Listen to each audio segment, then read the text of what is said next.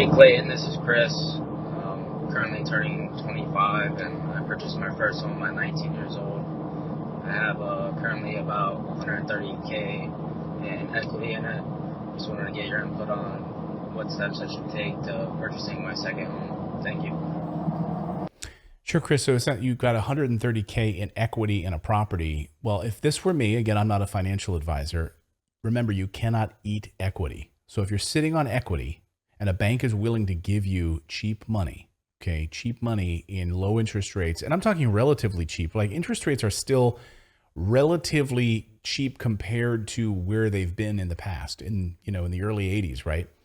And over the years, we've actually seen higher interest rates, even in the 90s. So we are in kind of a middle area now, and almost like a back to normal level for interest rates right now. I know it might not sound great because they're higher, but as long as your numbers make sense, right? You're able to get a loan. You're able to get a home equity line of credit right now. Home equity lines of credit right now are awesome. Awesome. I was just speaking with a lender this week. They said they're bonkers right now.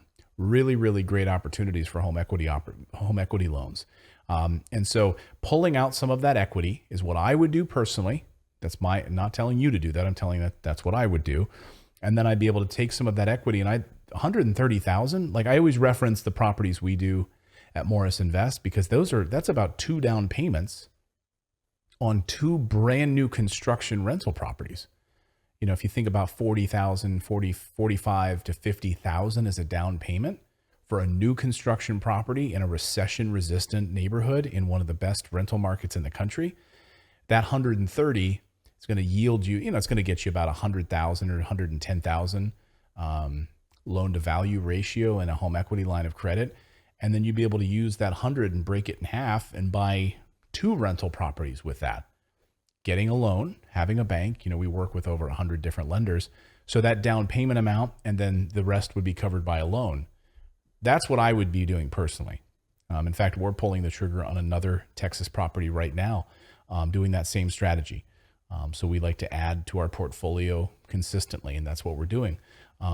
So I'm right there with you doing the exact same thing. But that would be my suggestion. And boy, at 25 years old, you're well ahead of the game. But just be smart and stick to a strategy, Chris. Here's the problem that people make when they're young.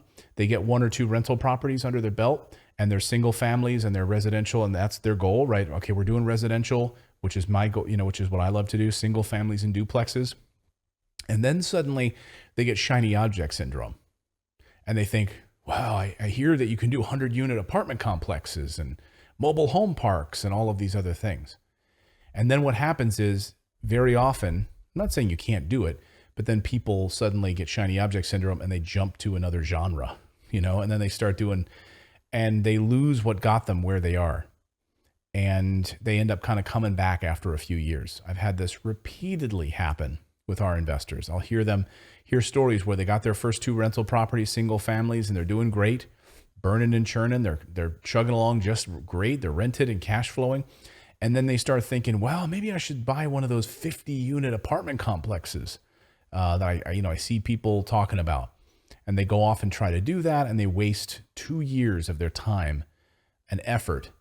And then they come back and say, boy, that was a waste of time. So just stay focused, Chris, like on where you've already seen success. Just stick to that. Stick to it. Continue. You don't need to go off and face shiny object syndrome. So I hope that helps. That's what I would be doing if I had that equity situation in that property. Again, go to our website, morrisinvest.com. And if you want to leave us a voicemail question while you're there, there's a microphone icon on the right-hand side of the screen. Click that and leave us a 30-second voicemail, and we will answer it here on this show. Now, I don't want you to be scared about what's going to happen in this economy, okay? Because, again, as real estate investors, I've been warning you for years, right? Government currency is never a good investment. So if you've got your money in a 401k, you've got your money tied to the US dollar in some way, I've been warning you for years that it's not a smart investment. Every government currency in world history has collapsed, and so too will the US dollar. It's $30 trillion in debt. It's not tied to anything but debt. The US dollar is not tied to gold. It's tied to debt, okay?